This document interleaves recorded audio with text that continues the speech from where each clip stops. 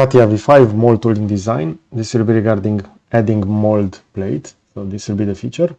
And as you can see, within a product like this that doesn't have any mold added, if I'm just going to add a mold plate, we're going to see that this will not work. So if I will click on this, we're going to see on the bottom left that this will ask me to select the object or command. So in this case, I will need to have a mold defined.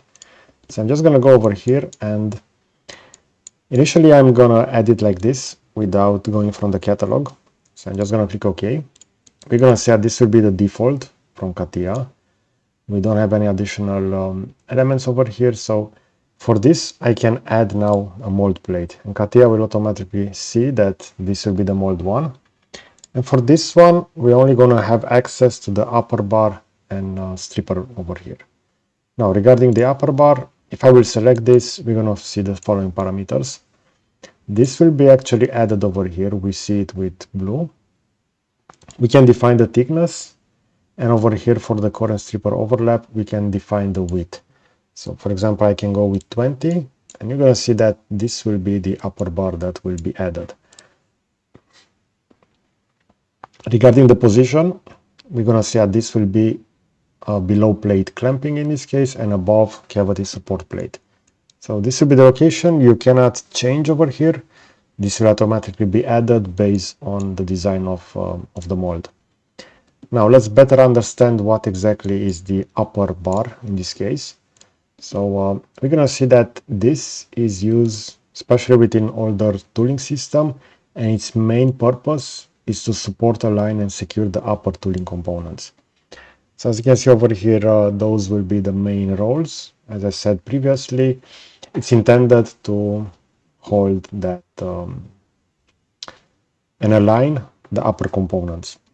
We have over here some elements regarding the clamping and fixation, so I'm not going to go into details for all of those. We're going to see over here why this alignment is important, because this will reduce the wear. And let's take a look over here at the following image, and we're going to see the top clamping plate. So this will be the upper bar, and we're going to see that the location for this will be as following. Now for the other type of plate, we have the stripper plate, which we have it over here. If I will enable that, we're going to see the positioning for this will be as following. So this will be with green, and we have it over here added. We have over here the possibility to define an overlap.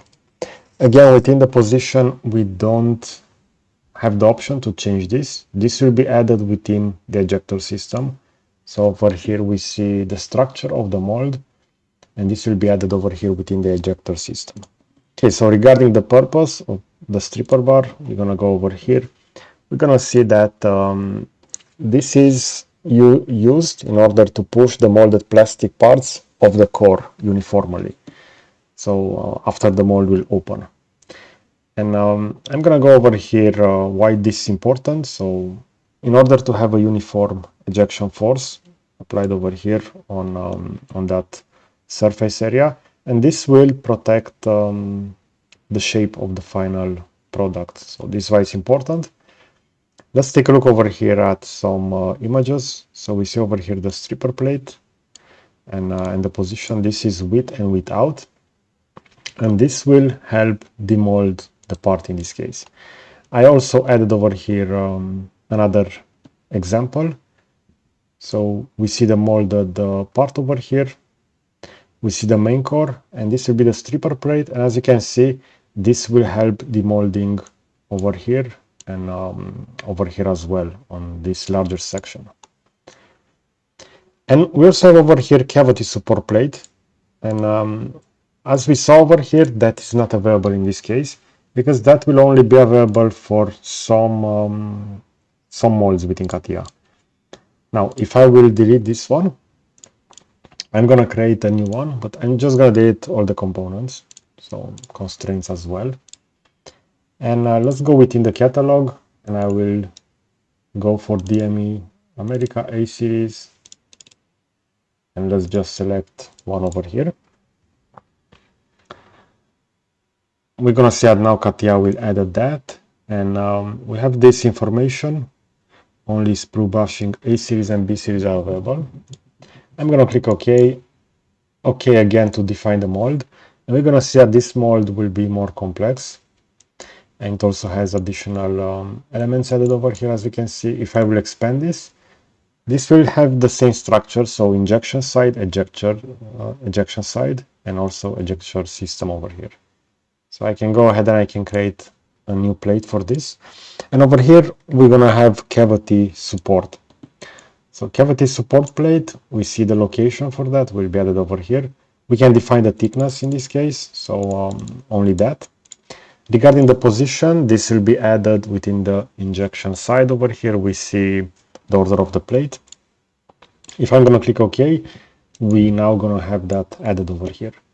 Now, regarding the role of this cavity support, let's take a look over here. So the main purpose is to reinforce and support the cavity plates, so they won't bend and deform under injection pressure and clamping force. Now we see various aspects regarding this over here, so why it's important. And I want to go over here within the following image. And we're going to see that the support plate will be added over here. So right after the mold cavity. And we have over here the exploded view. So we're going to have all the components. And we're going to see that the support plate will be added over here. So over here on the back, in this case, we have this support plate and we have that one over here added as well.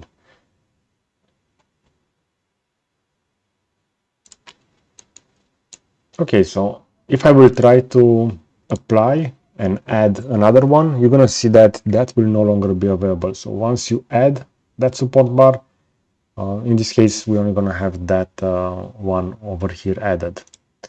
Now within this drawing, we have one over here on the bottom, but that is actually part of that ejection system for this mold. We can also add the upper body.